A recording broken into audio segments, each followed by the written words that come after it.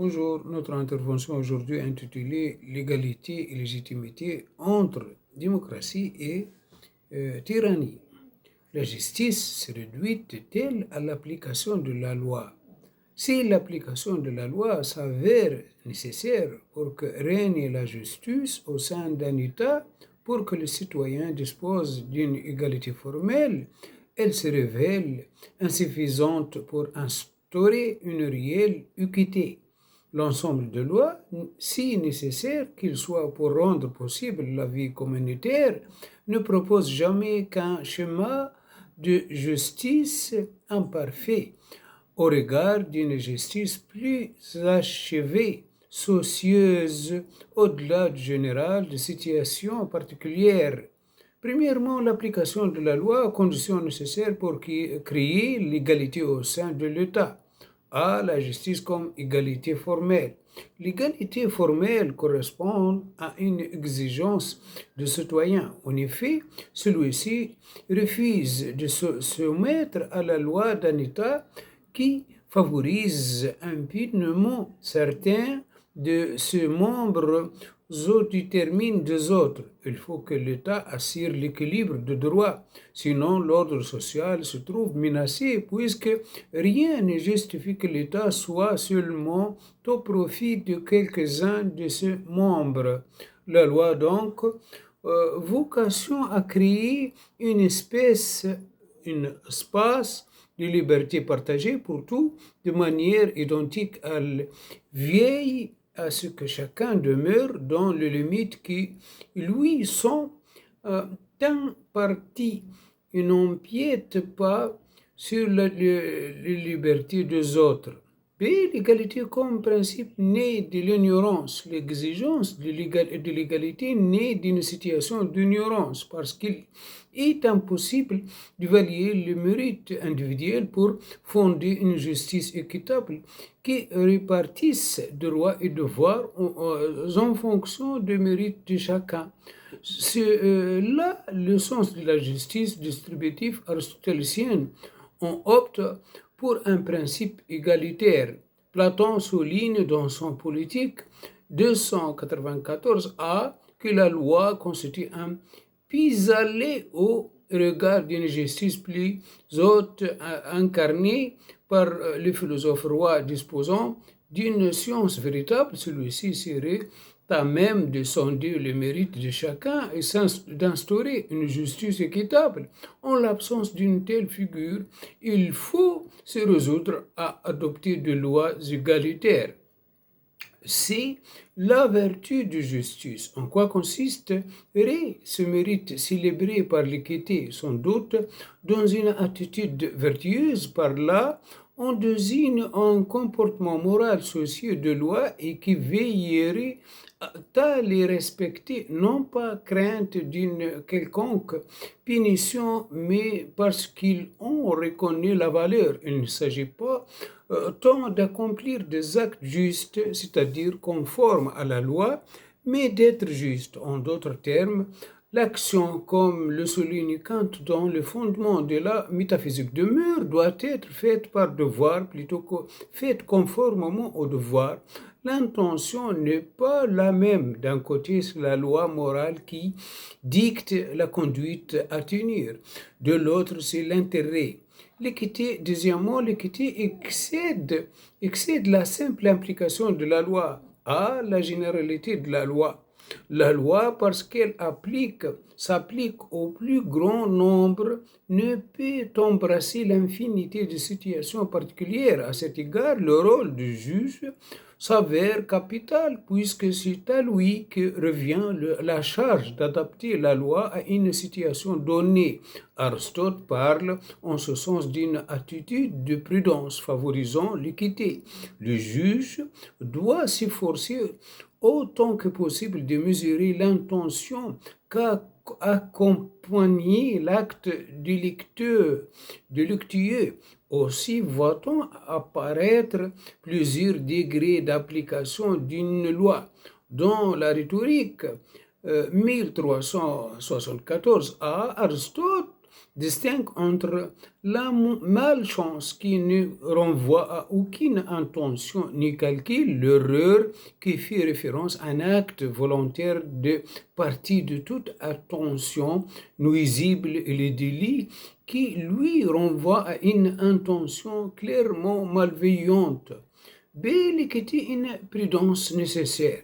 Le juge doit incarner l'équité, cette vertu qui conduit à considérer non pas seulement l'acte lui-même, mais encore les circonstances qui l'entouraient. Seule cette vertu peut conférer de la souplesse à une loi qui ne constitue jamais qu'un cadre au sein duquel doit se dessiner la décision du juge. Yanklevitch insiste dans le vertu d'amour sur la nécessité de privilégier quant à la loi l'esprit plutôt que la lettre. L'équité est totalisante, c'est-à-dire tient compte de toutes les circonstances d'un cas concret pour obtenir sur ce cas la vérité la plus générale et la plus humaine. Dut-elle sacrifier la rigueur à cette vérité?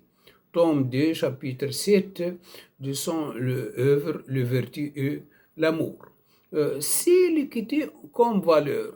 S'il est impensable qu'un jugement s'opère indépendamment de toute considération concrète, c'est bien parce que l'équité apparaît comme une valeur primordiale.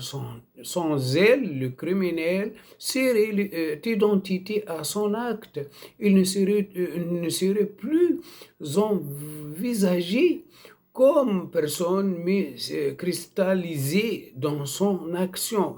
L'équité met en avant la liberté humaine, cette possibilité indéfinie de faire mieux. Mais pourquoi exiger de l'équité qu'elle accompagne la loi? Sans doute parce que le respect de l'autre comme personne se donne comme impératif moral. Ainsi, affirme Kant, l'impératif catégorique que nous invite à toujours considérer l'autre comme une fin à faire valoir sa liberté, c'est-à-dire sa dignité du sujet conscient. Maintenant, la démocratie de l'État démocratique, la démocratie, comprendre la notion de démocratie. Un État démocratique, dans son sens contemporain, se veut pluraliste, libéral, laïque et égalitaire. Un État de droit implique que le citoyen obéisse à de loi et que le peuple soit souverain. Les individus sont remis au sein d'un principe commun, la nation. La définition de l'État démocratique: liberté, pluralisme et libre-échange économique. Il faut comprendre aujourd'hui la démocratie dans la seule version qui soit maintenant reconnue, c'est-à-dire comme démocratie pluraliste libérale. Le pluralisme implique plusieurs partis politiques soient reconnus. Il s'oppose au monisme des États totalitaires au sein duquel un seul parti politique est officiellement autorisé.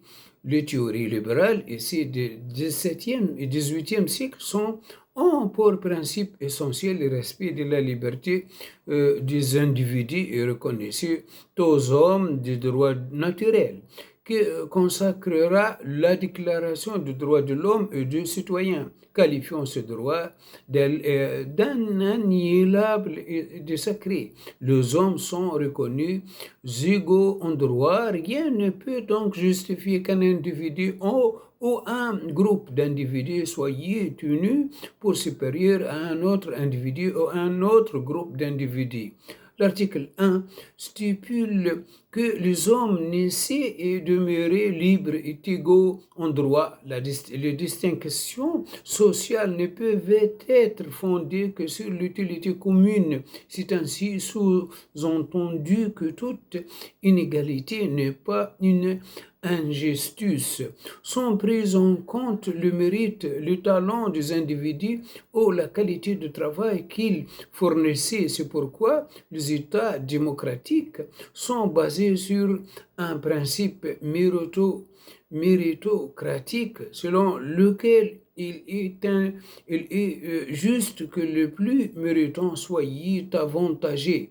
Le libéralisme économique suppose la libre circulation de biens et des échanges ainsi que la liberté d'entreprendre. À ce titre, l'État limite son contrôle la recherche d'une efficacité économique maximale qui comprend l'exigence de croissance est au cœur du système libéral.